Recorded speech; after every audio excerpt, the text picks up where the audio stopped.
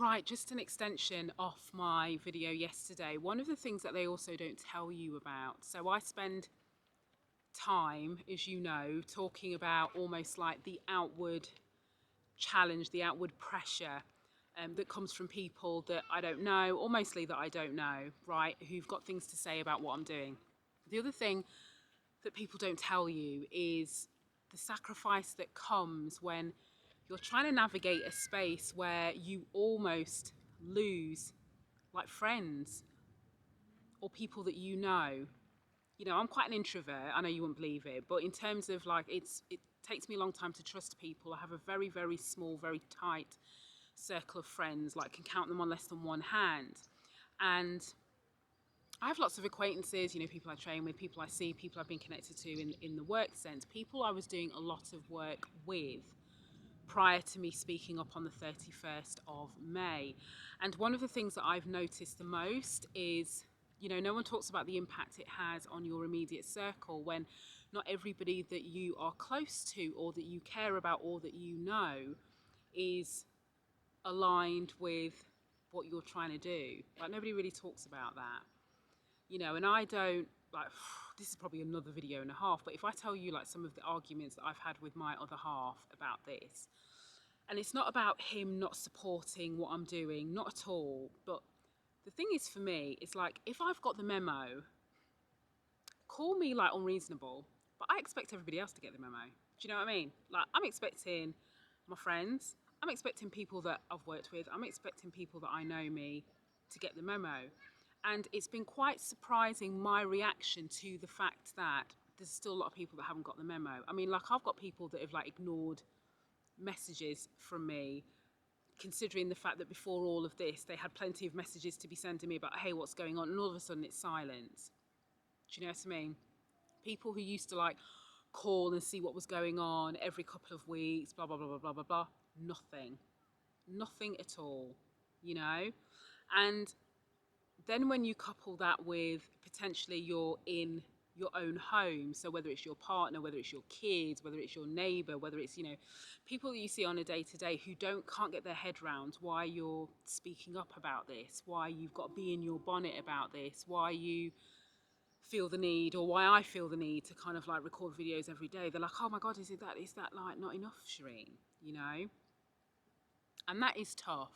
Like, I don't have a magic answer for how you deal with that, but I think probably people don't talk about that enough in terms of like it's not so much the emotional toil that it takes on you, because like, yeah, it's tiring, but give me this any day than, you know, trying to be somebody I'm not and, you know, saying yes master every 2 minutes to deal with some bullshit, you know, pre all of this. So I'm not begrudging myself this moment, but I would be lying if I said that there aren't impacts. It's because when you're changing, when you're going on a journey, you assume just by association that everybody else is going on the same journey with you. And that's not always the case.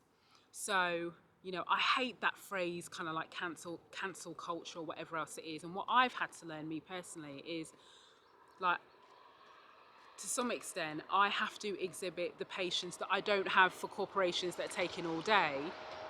I can be impatient with organisations, but I have to be patient with those that I really care about and, you know, those that I love, and take them on a journey and just like hold it together and meet them halfway and compromise. Because this is not like, I'm not dying on a hill for this in terms of like it's this or nothing. It's not that black and white for me, excuse like the phrase, but it really isn't. But, you know, one of the things that I've had to say to my partner is that if you're not at least attempting to go on your own journey in correlation with the journey I'm going on, that means there's going to come a point where you can't see why I'm over there and you're not there, because you made a choice not to take that journey with me. And I kind of feel like that's what, if I had more friends, not to make me sound like Billy No Mates, but you know what I mean, like if I had more people where this was an issue, that's exactly what I would say to them, because there's going to come a point, like when, as we keep making progress in this area, and as I am still meeting people and collaborating with people and connecting with people who also feel strongly, and they are manifesting their actions in very different ways to what I'm doing, but we're all like, come on now, this is where we've got to go. to some extent, if you've not been part of any of that experience, but also if you're not even going on your own journey of self-discovery yourself, then by the time we're over here, because we've pushed and pushed and pushed and pushed, like, you'll be way back in the rear view mirror, in the same way that there might have been things that's going on for you. And I get that, and that's why I'm probably not so judgmental from that point of view, because like, I would love to make this all about me and go, oh my God, like, people haven't reached out to me and they've not done. But equally, listen, let me be honest, I ain't reaching out to nobody else either. But I can be antisocial like that. So that's just my personality. That's nothing to do with what I'm talking about. But equally, I understand that because I'm over here doing all of this stuff, there is some day-to-day stuff, day-to-day living, day-to-day life and experiences that I am now no longer part of, because I'm over here trying to set the world on fire so people can do stuff. So I guess it's a slightly different angle. I remember reading an article where somebody was talking about this and basically talking about how they had to shed a whole load of, you know, friends and it just made life really complicated. And I think I've got a slightly different view, partly because, you know, my shit ain't always on point, you know, as I always keep saying. So I can't blame people for not willing to take a journey in this space, because guess what? There's probably other things that they're passionate about, if they've got other things that they care about. But I ain't jumping on their bandwagon either, you know. But I don't expect that, and that's the difference. I don't expect them to jump on my bandwagon, but I expect to at least show support and at least feigning of interest, because I've got some people that I've been friends with for years who have probably never seen any of my videos, who have never asked me what's going on, but yet I've asked. So in this, I've asked, like, what's going on, what's different, what's new. And there comes a point when you just think, I don't even know why I'm doing this anymore, because, like, I feel like I've stopped meaning it. Do you know what I mean? So it's one of those things where, you know, it's very, very personal. It's very different for everybody. But again, both of this subjects are about this, in terms of how you deal with the fact that not everybody has got the memo within your circle of friends. And, you know, understanding the sacrifices that you have to make and the comfort that you have to sacrifice when you are speaking out openly, and everyone wants to start coming to you with their two pieces, 4 pieces over here, and trying to lick you down and trying to get you to be quiet. Like, all of those things are tough, you know. And, you know, I don't deal with all of it all on one day, because it, like, you know, peaks and troughs and it oscillates depending on what's going on. But there are moments when I just think, like, I didn't have this problem before. Do you know what I mean? I didn't have that problem before. But then I had different problems before. And do you know what? I was going to bed tired and unhappy, like, you know, in the general sense. And unfulfilled is probably the word I would use. Whereas now I can go to bed absolutely exhausted. But every time it's like every day is a new day and every day is a new mission. Do you know what I mean?